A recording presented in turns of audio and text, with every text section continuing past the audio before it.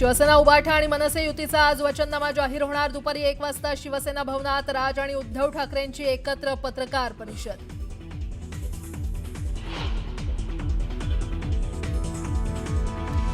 मुंबई मनपाच्या कारभाराबाबत भाजप सादर करणार आरोपपत्र। आरोपपत्रातून ठाकरेंच्या जाहीरनाम्याला देणार प्रत्युत्तर।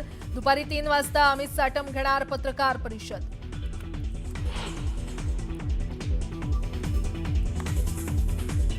निष्ठा आणि कणखरपणा काय असतो हे दाखवण्याची वेळ। समोरचे लोक साम दाम दंडभेद नीतीचा करू शकतात वापर। उद्धव ठाकरेंकडून कार्यकर्त्यांना सावधगिरीच्या सूचना।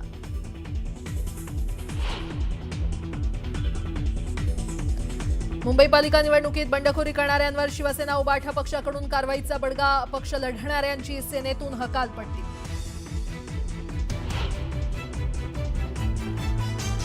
मुंबई महाराष्ट्रापासून तोडायची कुणाची हिंमत नाही। मुंबई कुठेही सरकत नाही तर यांची बुद्धी सरकते।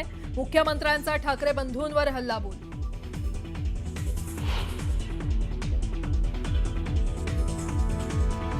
बकासुराच्या तावडीतून मुंबई सोडवायची आहे यांचा मराठीचा नाही तर मलिद्याचा। जनतेनं बँड वाजवल्यावर ब्रँडची आठवण आली।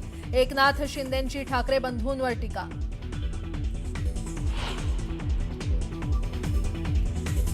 पुणे पालिकेच्या निवडणुकीत गुंडांच्या घरात तिकीट देण्यावर अजित पवारांनी झटकले हात। गुन्हेगारानं एखादा गुन्हा केल्यास कुटुंबाचा काय दोष? अजित पवारांचा उलट सवाल।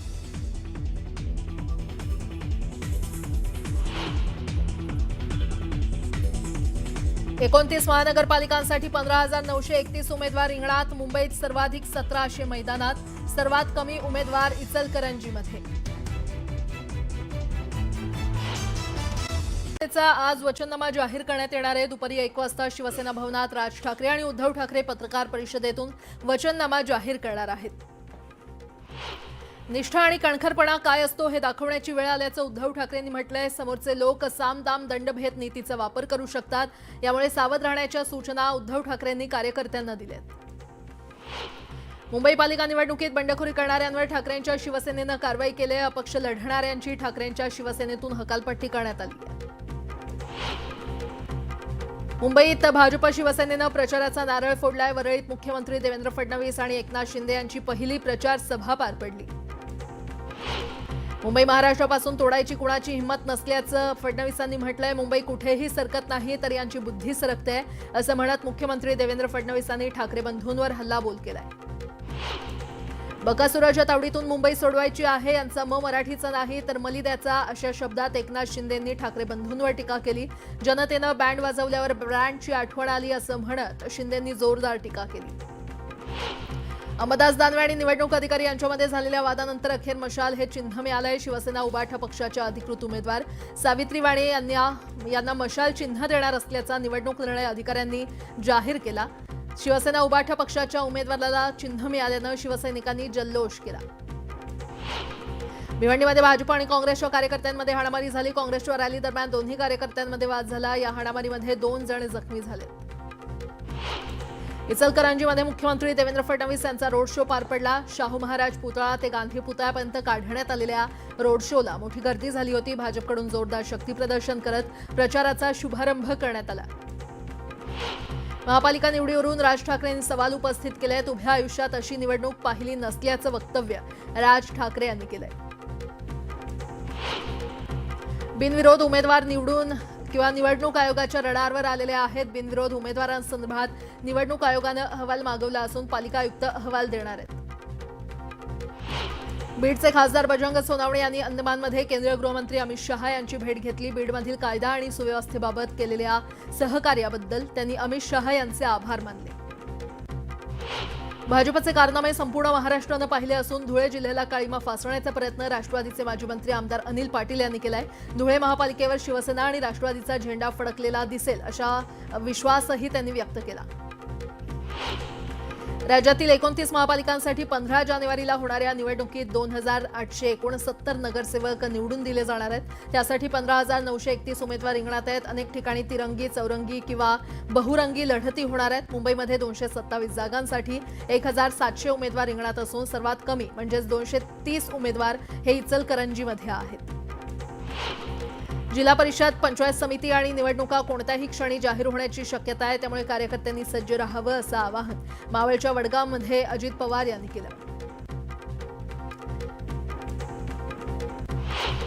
शाळेच्या क्रीडा स्पर्धेतील मॅरेथॉनमध्ये तृतीय क्रमांक पटकावलेल्या विद्यार्थिनीचा हृदयविकाराच्या तीव्र झटक्यानं मृत्यू झालाय. पालघरच्या तलासरीच्या वेवजी येथील लोकभारती संस्थेच्या इंग्लिश अकादमी इंग्लिश स्कूलमध्ये हा धक्कादायक प्रकार घडला. रोशनी रमेश गोस्वामी असं मृत विद्यार्थिनीचं नाव आहे. धाराशिव जिल्हा नियोजन समितीच्या आढावा बैठकीला अधिकारी तासभर उशिरा आल्यानं खासदार ओमराजे निंबाळकरांकडून जिल्हाधिकाऱ्यांची कानउघडणी केली.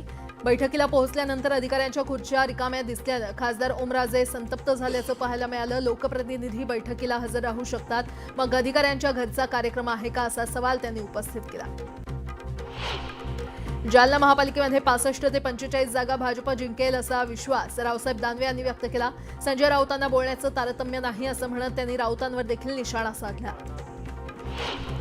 युती आणि जागा वाटपाबाबत दुटप्पी रणनीती राबवली गेल्याचा आरोप भाजप आमदार नरेंद्र मेहता यांनी केला. परिवहन मंत्री प्रताप सरनाईक यांच्यावर आमदार मेहता यांनी टीका केली.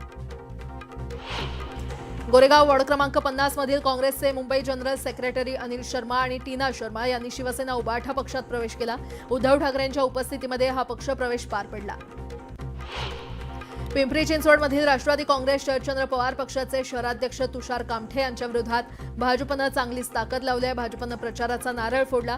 राष्ट्रवादी काँग्रेस शरदचंद्र पवार पक्षाचा पराभव होईल असा दावा निवडणूक प्रभारी शंकर जगताप यांनी केलाय. पिंपरी चिंचवडमध्ये भाजपनं जोरदार प्रचार सुरू केलाय. जोरदार शक्तीप्रदर्शन करत भाजपनं प्रचाराला सुरुवात केली. पिंपरी चिंचवड महापालिकेत भाजपला मोठं यश मिळेल असा विश्वास उमेदवारांनी व्यक्त केलाय. जिल्हा परिषदेची आचारसंहिता जाहीर होण्याआधीच माजी मंत्री तानाजी सावंत यांनी धाराशिवमध्ये निवडणुकीचं रणशिंग फुंकलंय. तानाजी सावंत मोठ्या ताकदीनं जिल्हा परिषदेच्या मैदानात उतरले. तेरणा साखर कारखान्यावर तानाजी सावंत यांनी मेळावा घेतला. गेल्या 20 वर्षांपासून सामाजिक कार्यामध्ये असलेल्या आणि शिवसेनेमध्ये विभाग प्रमुख असलेल्या रवी घरत यांनी प्रभाग क्रमांक 1 मध्ये अपक्ष म्हणून आपला उमेदवारी अर्ज दाखल केलाय. शिवसेनेकडून अधिकृत उमेदवार म्हणून त्यांच्या पत्नी नम्रता घरत यांना उमेदवारी दिली आहे. पिंपरी चिंचवडमधील प्रभाग क्रमांक 16 मध्ये राजकीय वातावरण चांगलं तापलं असून भारतीय जनता पार्टी आणि आरपीआय आठवले गट यांनी रावेत किवळे परिसरात जोरदार शक्ती प्रदर्शन करत प्रचारात आघाडी घेतली आहे. प्रभाग क्रमांक 28 कांदिवली पूर्वमधील शिवसेना पदाधिकाऱ्यांनी मातोश्रीवर जाऊन उद्धव ठाकरेंच्या पक्षात प्रवेश केला. प्रभारी महिला शाखा संघटक अश्विनी पवार, उपशाखा प्रमुख भरत पाटील यांच्यासह पदाधिकाऱ्यांनी शिवसेना उबाठा पक्षात प्रवेश केला. रवींद्र चव्हाणांचे कार्यकर्त्यांना खडेबोल सुनावले. आपापसात सेटिंग करू नका असं विधान करत रवींद्र चव्हाण यांनी कार्यकर्त्यांना मतदारांपर्यंत पोहोचून पॅनल निवडून आणलं पाहिजे असं सांगितलंय. परभणी शहरातील प्रभाग 4 मध्ये भाजप आणि राष्ट्रवादी अजित पवारांच्या कार्यकर्त्यांमध्ये हाणामारी झाली. राष्ट्रवादीच्या कार्यकर्त्यांनी चाकूने हल्ला केल्याचा आरोप भाजप कार्यकर्त्यांनी केलाय. उमेदवार बिनविरोध करण्यासाठी 2 गटात झालेली हाणामारी आणि गोळीबाराच्या घटनेवरून शिवसेना उबाठा पक्षाचे माजी आमदार अनिल गोटे यांनी भाजपवर जोरदार हल्लाबोल केलाय. विरोधातील उमेदवारांना माघार घेण्यासाठी आमिष दाखवल्याचा आरोप गोटेंनी केलाय.